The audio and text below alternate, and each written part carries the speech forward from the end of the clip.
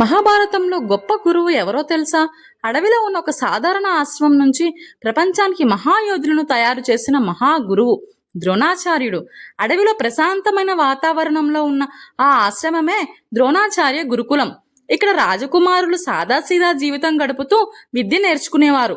ఆ గురుకులంలో చదివిన వారు ఎవరో తెలుసా? పాండవులు, కౌరవులు అందరూ అక్కడే ఆయుధ విద్య నేర్చుకున్నారు. ప్రత్యేకంగా అర్జునుడు, భీముడు, యుధిష్ఠిరుడు మరియు దుర్యోధనుడు వంటి మహాయోధులు ఈ గురుకులంలోనే తయారయ్యారు. అందరిలో అర్జునుడు ద్రోణాచార్యుడు ప్రియ శిష్యుడు. అతని కష్టపడే స్వభావం, ఏకాగ్రత గురువును ఎంతో ఆకట్టుకుంది. ఒకరోజు ద్రోణాచార్యుడు విద్యార్థులకి ఒక పరీక్ష పెట్టాడు. చెట్టుపై ఉన్న పక్షి కన్నును గురి చేయమన్నాడు. ప్రతి ఒక్కరిని అడిగాడు, నీకేమి కనిపిస్తోంది? వాళ్ళు చెట్టు, కొమ్మలు, పక్షి అన్నీ కనిపిస్తున్నాయని చెప్పారు. కానీ అర్జునుడు మాత్రం నాకు పక్షి కన్ను మాత్రమే కనిపిస్తోంది అని చెప్పాడు. ఆ ఏకాగ్రతే అతన్ని ప్రపంచంలో గొప్ప ధనుర్ధారిగా మార్చింది. ద్రోణాచార్యుడు ఎవరో తెలుసా? మహాభారతంలో గొప్ప గురువుగా ప్రసిద్ధి చెందిన మహానుభావుడు ద్రోణాచార్యుడు. ఆయుధ విద్యలో అపారమైన జ్ఞానం కలిగిన గొప్ప ఆచార్యుడు. అతను సాధారణ గురువు కాదు, రాజకుమారుల మహాయోధులుగా తీర్చిదిద్దిన గురువు. హస్తినాపురంలో ఒక రాజకుటుంబానికి ఆయుధ విద్య బోధించేందుకు ఆయనను ఆహ్వానించారు. అక్కడే ఆయన ఒక గొప్ప గురుకులాన్ని స్థాపించాడు. ఆ గురుకులంలో అనేక రాజకుమారులు విద్యను అభ్యసించారు. ముఖ్యంగా పాండవులు మరియు కౌరవులు అందరూ ఆయన శిష్యులే. ద్రోణాచార్యుడు తన శిష్యులకు కేవలం యుద్ధ విద్యనే కాదు, క్రమశిక్షణ, ఏకాగ్రత మరియు గురువు పట్ల గౌరవం కూడా నేర్పించాడు. అందరిలో అర్జునుడు అతని అత్యంత ప్రియ శిష్యుడు. అర్జునుడి పట్టుదల, ఏకాగ్రత ద్రోణాచార్యుడిని ఎంతో ఆకట్టుకుంది. అందుకే అర్జునుడిని ప్రపంచంలోనే గొప్ప ధనుర్ధారిగా తయారు చేయాలని ఆయన సంకల్పించాడు. ద్రోణాచార్యుడు గురుకులం కేవలం ఒక విద్యాలయం మాత్రమే కాదు, అది మహాయోధులను, గొప్ప నాయకులను తయారు చేసిన ప్రసిద్ధ స్థలం. ద్రోణాచార్యుడు గురుకులం ఎక్కడ ఉండేది తెలుసా? ప్రకృతి మధ్యలో ప్రశాంతమైన అడవిలో ఉన్న ఒక సాధారణ ఆశ్రమమే ఆ గురుకులం. ఆ గురుకులాన్ని నడిపింది మహాభారతంలోని గొప్ప గురువు ద్రోణాచార్యుడు. ఆ కాలంలో గురుకులాలు నగరాల్లో కాదు, ప్రకృతి మధ్యలో ఉండేవి. ఎందుకంటే అక్కడ విద్యార్థులు ప్రశాంతంగా విద్యను అభ్యసించగలిగేవారు. అడవిలో ఉన్న ఆ ఆశ్రమంలో రాజకుమారులైనా సాధారణ శిష్యులైనా అందరూ ఒకే విధంగా జీవించేవారు. వారు విలాసవంతమైన జీవితాన్ని గడపలేదు. సాధారణంగా నేలపై నిద్రపోవడం, ఆశ్రమ పనుల్లో సహాయం చేయడం, ప్రకృతితో కలిసి జీవించటం ఇవన్నీ వారి రోజువారీ జీవితంలో భాగం. ఉదయం సూర్యోదయంతోనే శిష్యులు లేచి సాధన ప్రారంభించేవారు. తర్వాత ఆయుధ విద్యలో శిక్షణ తీసుకునేవారు. అక్కడ విద్య అంటే కేవలం యుద్ధ విద్య మాత్రమే కాదు, జీవితంలో ఎలా ఉండాలి, ఎలా ఆలోచించాలి, ఎలా క్రమశిక్షణతో జీవించాలి ఇలాంటి విలువలను కూడా వారికి నేర్పించేవారు. అది కేవలం గురుకులం మాత్రమే కాదు, గొప్ప యోధులను తయారు చేసిన పవిత్రమైన విద్యాలయం. ద్రోణాచార్యుడు గురుకులంలో చదివిన విద్యార్థులు ఎవరో తెలుసా? మహాభారతంలో ప్రసిద్ధి చెందిన అనేక రాజకుమారులు ఆ గురుకులంలో విద్యను అభ్యసించారు. ఆ గురుకులాన్ని నడిపింది గొప్ప గురువు ద్రోణాచార్యుడు. అక్కడ ఆయుధ విద్యను నేర్చుకున్న వారిలో ప్రధానంగా పాండవులు మరియు కౌరవులు ఉన్నారు. ముందుగా పాండవులలో పెద్దవాడు యుధిష్ఠిరుడు. ఆయన ధర్మాన్ని ప్రతీకగా ప్రసిద్ధి చెందాడు. తర్వాత మహాబలశాలి భీముడు తన అపారమైన శక్తితో యుద్ధంలో ఎన్నో విజయాలు సాధించాడు. అందరిలో ప్రత్యేకంగా నిలిచింది అర్జునుడు. అతని ఏకాగ్రత, కష్టపడి సాధన చేయటం వల్ల ద్రోణాచార్యుడు ప్రియ శిష్యుడిగా మారాడు. తర్వాత ప్రపంచంలోనే గొప్ప ధనుర్ధారిగా పేరు తెచ్చుకున్నాడు. కౌరవులలో ప్రధానుడు దుర్యోధనుడు. అతను కూడా అదే గురుకులంలో ఆయుధ విద్యను నేర్చుకున్నాడు. అలాగే ద్రోణాచార్యుడు స్వంత కుమారుడు అశ్వత్థాముడు కూడా అక్కడే శిక్షణ పొందాడు.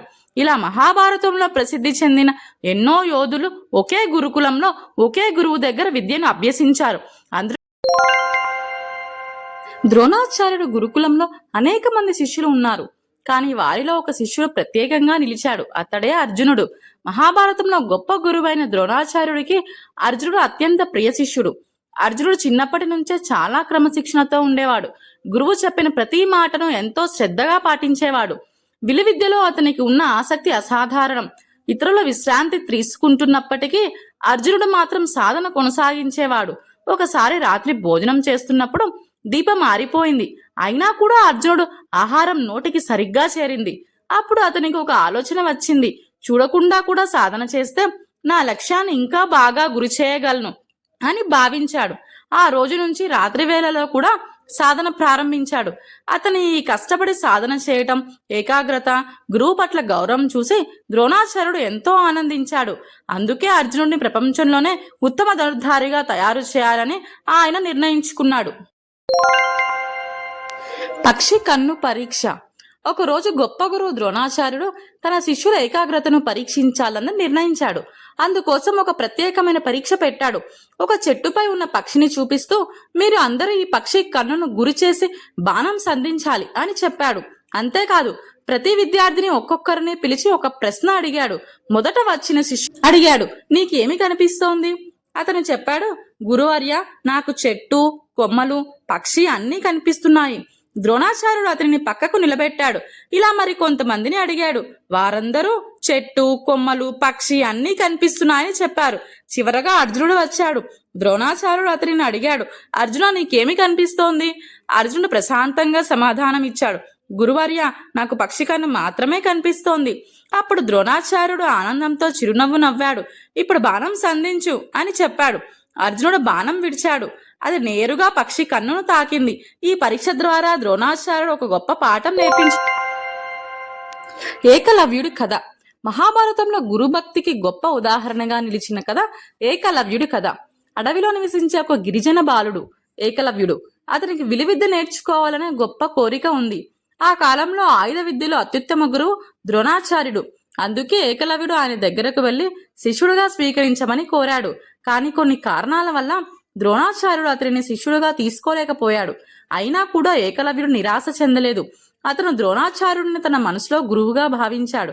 అడవిలోనే మట్టితో ద్రోణాచార్యుడు ఒక ప్రతిమను తయారు చేశాడు. ఆ ప్రతిమ ముందు నిలబడి ప్రతిరోజు విలువిద్యలో సాధన చేయటం ప్రారంభించాడు. అతని పట్టుదల, కష్టపడి సాధన చేయటం వల్ల కొంతకాలానికి అతను గొప్ప ధనుర్ధారిగా మారిపోయాడు. ఒకరోజు ద్రోణాచార్యుడు అతని ప్రతిభను చూసి ఆశ్చర్యపోయాడు. నీ గురువు ఎవరు అని అడిగాడు. అప్పుడు ఏకలవ్యుడు వినయంగా సమాధానం ఇచ్చాడు, గురువర్య, మీరు నా గురువు. అప్పుడు ద్రోణాచార్యుడు గురుదక్షిణగా అతని బొటన వేలు కోరాడు. గురువు మాటను గౌరవిస్తూ ఏకలవ్యుడు ఒక క్షణం కూడా ఆలస్యం చేయకుండా తన బొటన వేలు ఇచ్చాడు. గురుకుల సందేశం. ద్రోణాచార్యుడు గురుకులం కేవలం ఒక విద్యాలయం మాత్రమే కాదు, జీవితాన్ని మార్చే విలువలను నేర్పిన పవిత్రమైన స్థలం. ఆ గురుకులాన్ని నడిపింది మహాభారతంలోని గొప్ప గురువు ద్రోణాచార్యుడు. అక్కడ శిష్యులు కేవలం ఆయుధ విద్యనే కాదు, జీవితంలో విజయాన్ని సాధించడానికి అవసరమైన ముఖ్యమైన గుణాలను కూడా నేర్చుకున్నారు. మొదటి, క్రమశిక్షణ. గురుకులంలో ప్రతి శిష్యుడు నియమాలు పాటిస్తూ జీవించేవాడు. ఉదయం త్వరగా లేచి సాధన చేయడం, గురువు చెప్పిన మార్గాన్ని అనుసరించటం వారి జీవితంలో భాగం. రెండవది, గురువు గౌరవం. గురువు మాటను దేవుని మాటలా భావించి గౌరవించడం గురుకుల సంప్రదాయం. గురువు చూపిన మార్గమే విజయానికి దారి అని వారు నమ్మేవారు. మూడవది, శ్రమ మరియు పట్టుదల. కష్టపడి సాధన చేయటం, లక్ష్యంపై ఏకాగ్రతతో పనిచేయటం ద్వారా గొప్ప విజయాలు సాధించగలమని గురుకులం నేర్పింది. అందుకే ఆ గురుకులంలో చదివిన శిష్యులు, ముఖ్యంగా అర్జునుడు వంటి యోధులు ప్రపంచంలో గొప్ప ధనుర్ధారిగా నిలిచారు. ఈ గురుకులం మనకు చెప్పే సందేశం చాలా స్పష్టంగా ఉంది. క్రమశిక్షణతో జీవిస్తే, గురువును గౌరవిస్తే, కష్టపడి శ్రమిస్తే మన జీవితం ఏ లక్ష్యాన్నైనా సాధించగలం. ఇలా మహాభారతంలో ఉన్న ద్రోణాచార్యుడి గురుకులం అనేక గొప్ప యోధులను తయారు చేసింది. అక్కడ విద్య నేర్చుకున్న శిష్యులు కేవలం ఆయుధ విద్యలోనే కాదు, జీవిత విలువల్లో కూడా గొప్పవారిగా మారారు. ప్రత్యేకంగా అర్జునుడు వంటి శిష్యులు తమ గురువు మార్గదర్శకత్వంలో ప్రపంచంలో గొప్ప యోధులుగా నిలిచారు. ఈ గురుకుల కథ మనకు ఒక గొప్ప సందేశాన్ని ఇస్తుంది. జీవితంలో సరైన గురువు ఉంటే మన దారిని చూపించే ఒక దీపంలా ఉంటాడు. గురువు మనకు జ్ఞానం మాత్రమే కాదు, ధైర్యం, క్రమశిక్షణ, జీవితం ఎలా గెలవాలో కూడా నేర్పిస్తాడు. అందుకే మన భారతీయ సంస్కృతిలో గురువుకు అత్యున్నత స్థానం ఇచ్చారు. చివరగా ఒక గొప్ప సత్యం, మంచి గురువు జీవితాన్ని మార్చగలడు. మనము అర్జునుడిలా లక్ష్యంపై దృష్టి పెట్టి గురువులను గౌరవిస్తూ కష్టపడి ప్రయత్నిస్తే మన జీవితంలో కూడా విజయాన్ని సాధించగలం. అందుకే మనం గుర్తుంచుకోవాల్సిన ఒక సత్యం, అర్జునుడిలా నేర్చుకుంటే విజయం మన వెంట వస్తుంది.